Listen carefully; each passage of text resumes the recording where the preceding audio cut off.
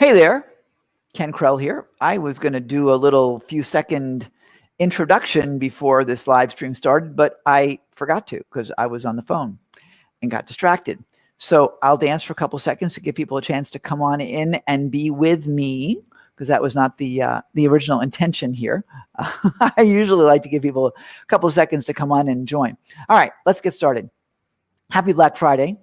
Hopefully you are having or have had a fantastic Thanksgiving that was healthy, that you were wise in your social distancing, and that you didn't overeat like I may have, and you had a great time. I appreciate that you took care of your family needs and celebrate that. I want to talk to you for a little bit about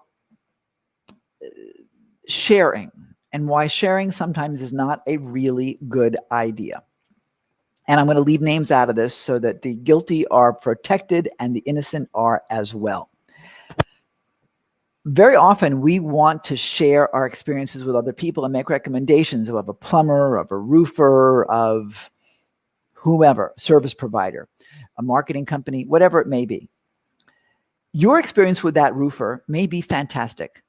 And when you got the roof done last year, the roofer may have done an outstanding job because they were in that space of doing an outstanding job.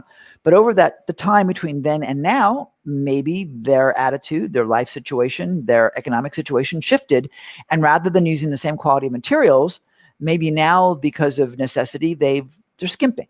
Rather than using maybe 2 coatings of roofing material, they're only using 1 coating of sealant or whatever because they can get by and you don't even know. You may never know that, but when your roof leaks, you'll find out. My point of this is the following. When you give a recommendation, it's not just the people that you're sending them to, but it's also your word that's being utilized and your reputation is being utilized. If the person that you are referring to others fails and doesn't provide the level of service that maybe you've experienced, then your reputation is tarnished and that can hurt you.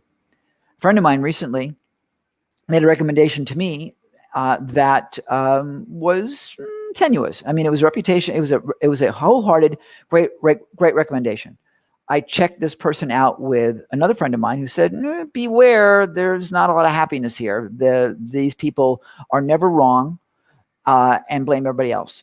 But because of the glowing reputation from friend A, I said, okay, let's give it a shot. And just, I'm smart. I can figure it out myself. Friend B, who said, be wary of this, was 100% right.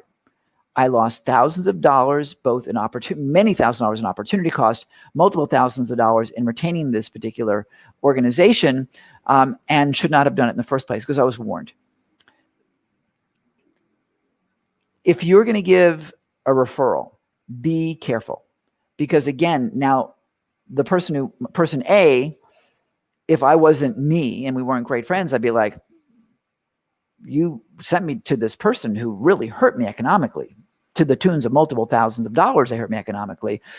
You're a horrible person for that, right? Now, there are people out there that don't have the level of understanding and so on to recognize accountability that we make our own decisions. I recognize I made my own decision. But others will blame you because they blame. They don't accept accountability for themselves. You know this. You see this all day long. And this may be you as well. So I'm going to suggest to you, encourage you, that you lay off on recommendations because again, the risk can really hurt you. Look, listen, I've been building and rehabbing houses. I'm using that as an example for decades. And typically my contractors would last 2 years. Then they go crazy nuts and they would. It's just like 2 years and then they're out of the picture. Well, guess what? That scenario could come back and hurt you. I've always used Bob. Bob was the best roofer, the best plumber, the best this. And then you use them and they destroy your house, So be careful. Don't, you can give people a buyer's guide, but don't leave it with one, leave it with a few, with a massive disclaimer saying these people may suck. We've used them in the past. They've been great, but make your own decision. We don't stand by them. We do not endorse them. These are who we've used. They've been fine for us, but they may not be fine for you if you really want to do that. But I got to tell you, even that's fraught with risk. Because if it fails and your audience isn't mature enough to accept the responsibility and their accountability, you get to lose. I'm saying this to you because as your coach, as your guide, as hopefully if you invite me to be your mentor, you'll recognize the value that this is. I want to protect your business. I want to help you grow your business. Now, can I recommend a camera? Yeah, this is a Sony a6400. Fantastic camera, but with the right lens. 35 millimeter f1.8.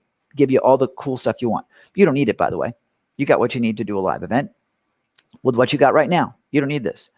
Point is, a camera is a different conversation than a plumber, than a Facebook ads company, than a marketing company, than a graphic designer, right?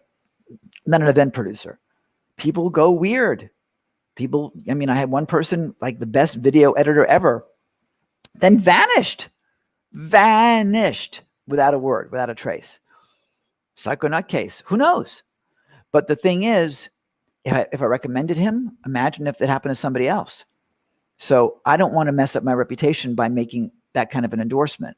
Now, there's some people I will make an unequivocal endorsement about because they're just beyond amazing, you know, and that's great, like my buddy Joel Bauer.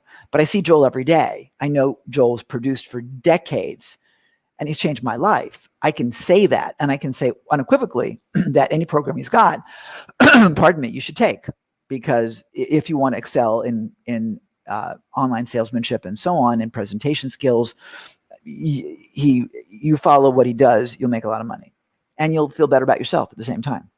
I know this, and I can say this about my students as well.